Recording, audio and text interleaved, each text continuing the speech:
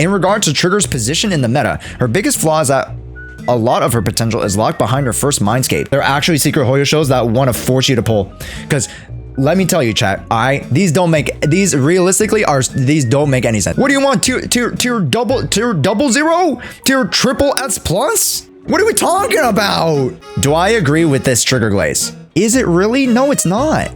You're clearing content without it. I literally played unoptimally and I got a 52k on DA. All right.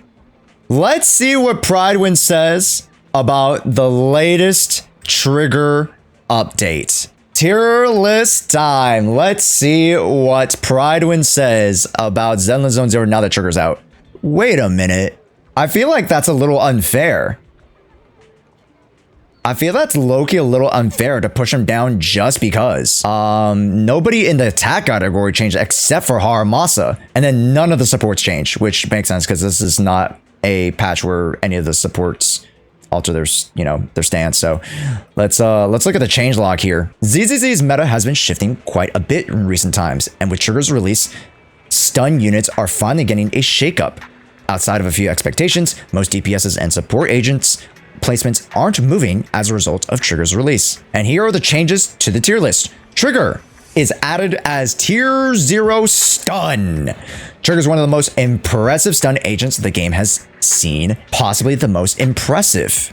She has universal support potential via the 35% stun damage multiplier increase that has permanent uptime and operates off field, which gives freedom to a bunch of DPS characters she can pair with. Not to mention her ease of use, possibly the easiest stun agent we've seen yet. Even without big vertical investment involved, Trigger is undoubtedly tier 0 because her kit grants a lot of team versatility, daze, and buffing potential, possibly the most of any stun agent, which is impressive. Now, do I agree with this trigger glaze? Yeah, I actually do. I think at M0, Trigger is insanely strong. I say it in my guide, she is really, really strong F2P in the stun aspect of her kit. The stun and the base 35% damage multiplier that she grants is great. And a lot of people in my early access guide were kind of giving me flack for it. They're like, oh, other CCs are saying that she would really, really need her W engine. But I'm like, bro, you can run Restrain, you can run Fossilize, you can run Damara Battery 2, you can run Hellfire Gear. There's so many options for Trigger, and her base role is not impacted, right? Unlike some other characters where, like, let's say 30% of Sambi's damage potential is impacted if you don't get the W engine and you slot it in an R5 A tier. That is insane work. We're going to talk about that. Ambi is added to the watch list. Sambi gains more through the inclusion of Trigger in her. Hey folks, it's Post Out of Josh here. Just to let you guys know that on our non-guide videos, we are going to be hosting weekly Internet Pass raffles for our community members. Just make sure that you guys are subscribed and comment down below. We're going to pick a random commenter and we're going to raffle them off over on Twitch every week. So make sure to join our live streams too. And now back to the regularly scheduled program. Teams, giving her enough of a boost now considered her to be tier 0. With that said, Miyabi continues to put up one of the most dominating performances of any character in gacha games. For this reason, we're watching her first and we'll see how she performs moving forward before raising her. I think that's valid, 100%. Yeah, Ambi is really, really strong with Trigger because it is the perfect amount of synergy between their on and off field times. The problem with Xingyi was that Xingyi took away more on-field time away from Sambi so that you couldn't include a full, triple E skill rotation before every stun window. And now you can do that on top of the extra damage multiplier, which granted you slightly get, like less than 100%, but Trigger makes up for that in totality of damage, right? So that's why Trigger is just so much more synergistic with Sambi versus Xingyi. Okay, pros. Strong off-field presence via Aftershock that inflicts a lot of daze and damage. Very simplistic in playstyle, just does 4 charge shots and then swap outs and then rarely comes back. I mean, you probably need to bring it back for, if you guys saw me when I was playing with Trigger, I'd probably use her too much, to be honest, I agree. But she does need to refresh her bar every now and then. Automatic dodge mechanic and lots of range for extra comfort, agreed. Very easy to avoid enemy attacks. Agreed. She has sways. You know, her sniper stance has an extra already has a dodge built into it. And then if you want to dodge again, you just dodge. You know, you just press left or right or back and then you dodge. It's very simple. Universal stun damage multiplier debuff. Good. Really enjoys having her signature W engine is a con. And it's an amazing increase to her support presence via a practical permanent 25% debuff reduction to enemies. And her M1 is amazing, but both are also expensive to acquire. I don't think that's a con though. What I mean by that is that you don't need to go for the M1. Just because she enjoys it doesn't mean you need to go for it at all. Probably meant that the 25% is too much to miss on. Is it though? Is it really? No, it's not. You're clearing content without it. Very simply. I don't know about that one. That's not a con. It's locked out of several anomaly team choices due to her additional ability activation condition, which hinders some of the massive team's flexibility potential. What anomaly team needs stun though? She's a stunner. Anomaly teams don't need stunners. What are these cons? These are such stupid cons. Has trouble filling in for on-field time during the downtimes of certain agents' damage windows for Haramasa and Juyen, so that's like a pseudo, like a 0.5 con. But genuinely, if these are the cons, she's so good. All right, these don't make any sense. They had to somehow hit the 3 con quota. These are not cons, bro. These are not cons. These are not cons. People who say that, oh yeah, but she needs her W engine are actually tripping. They're actually Hoyo shills. They're actually secret Hoyo shills that want to force you to pull.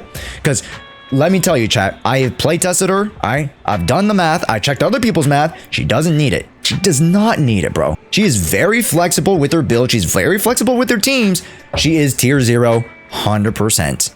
In regards to Trigger's position in the meta, her biggest flaw is that a lot of her potential is locked behind her first Mindscape. But her potential is already tier 0. What do you want? Tier double 0? Tier triple S plus? What are we talking about? This is because it gives a 25% damage reduction to enemies hit by her aftershock damage, which is a massive buff to your entire party's damage.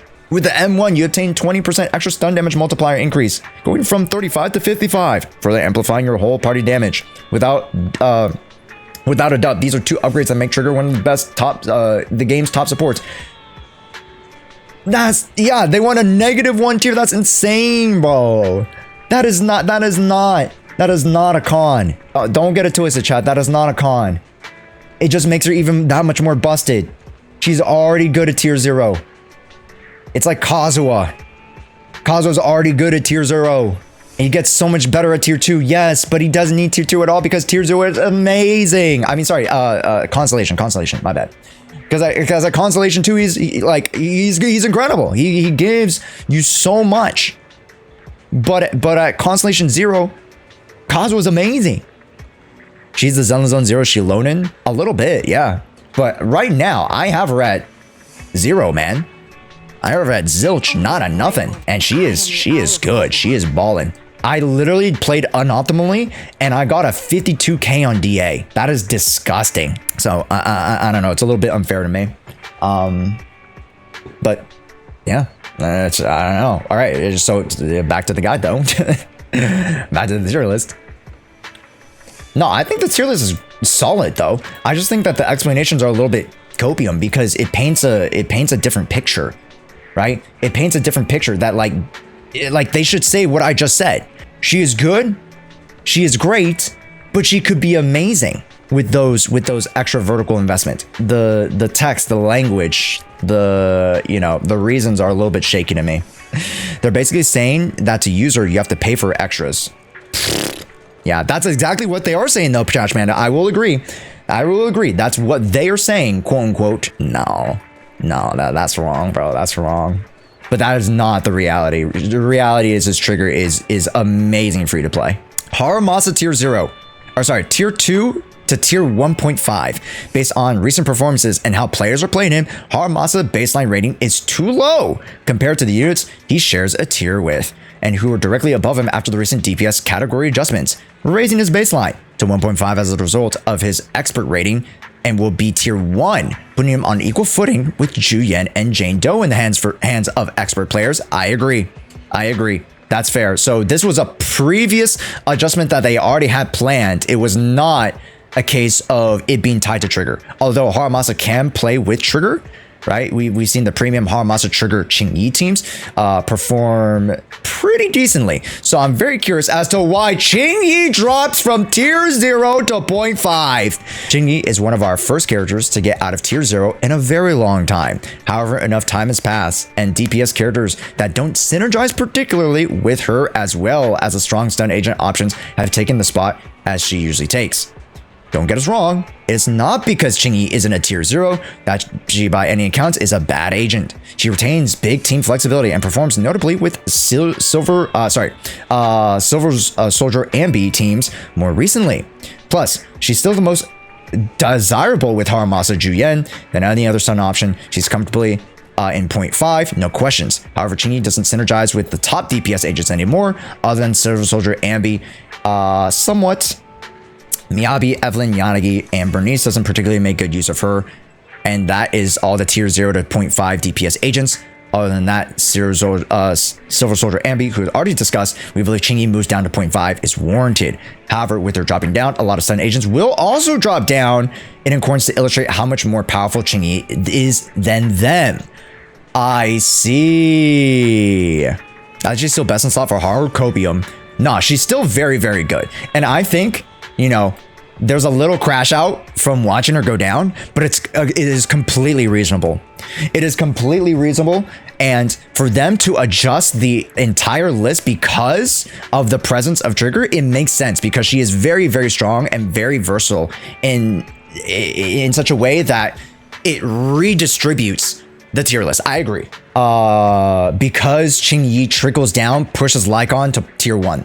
However, we'll add this part is warranted because Lycon only serves as the F2P option for Miyabi and Ellen, who doesn't make him particularly flexible due to Miyabi's insanely varied variety of team options, and Ellen being nowadays quite a few tiers down in top contenders. This justifies him moving to tier 1, however, he's still very good. Kaleda, tier 1.5, is really only good with Evelyn F2P teams, so that makes sense. Ambi from tier 1.5 to 2, let's make something very clear. Ambi's performance for a free A-rank stun agent you get at the very start of the game doesn't have any special qualities. Even though her kit is pure damage and daze, she is really good at those two things. So she doesn't warrant anything below tier 2. However, she overall is weaker than the choices. So the tier list has to account for that. Pulchra, receiving no changes in placement. We did consider dropping her down with Kaleda. However, at M6, she is very desirable. 30% damage debuff, which boosts the whole team damage by a good amount on top of her off-field damage and daze, which gives her good synergies, especially with Silver Soldier Ambi. This warrants her staying in tier 1. I agree. And down the line, we're going to see some other attacker characters, some more offense characters that could synergize with a physical off-field stun character. So these two, I'm not going to lie, these two are going to stay at the toppest of their respective tiers for a very long while. Again, it is only to the 5% of players that you really drastically see a difference between these characters. At the end of the day, you just want to clear. At the end of the day, you just want to clear. And let's be real, starting even from tier 2, it is a comfortable 3-star clear, right? Tier 3, you might struggle depending on resistances and such and such, certain game gimmicks, but overall, still solid. But let me know down in the comments what you guys think of this Prydwen tier list. I think they did a great job, and I understand that they're starting to restructure, especially since the content hasn't really changed all too terribly much. Maybe there's like a little bit of HP buff. The characters are definitely widening the gap. But again, let me know in the comments what you guys think of the game state right now. And make sure you guys subscribe. Click on this next video because YouTube thinks you like it. See you guys next time.